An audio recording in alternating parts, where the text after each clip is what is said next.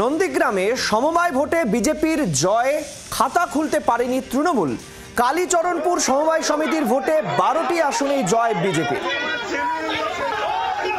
নন্দীগ্রামে সমবায় সমিতির ভোটে বিজেপির জয় জয়কার, খাতাই খুলতে পারল না শাসক দল তৃণমূল। যদিও এর আগে একাধিক সমবায় নির্বাচনে বিজেপির ভরাডুবি হয়, সেখানে ভালো ফল করে তৃণমূল কংগ্রেস। আর এবার কালীচরণপুর সমবায় সমিতিতে ভালো ফল করল বিজেপি, খাতাই খুলতে পারল না তৃণমূল।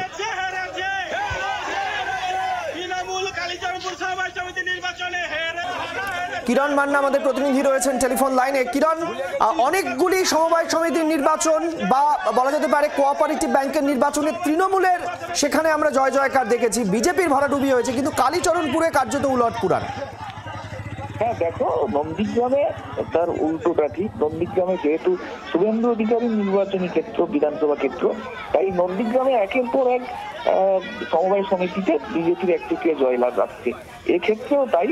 এই গত মাসের 15 তারিখ এই নির্বাচন হওয়ার কথা ছিল, নিরাপত্তা দিতে পারবে না এমন কথা বলে একটা নোটিশ জারি করেছিল পুলিশ, যে কারণে এই নির্বাচন পেছোতে হয়েছিল। পরে হাইকোর্টে, মহামান্য হাইকোর্টের অর্ডার। বেশ, ধন্যবাদ কিরণ।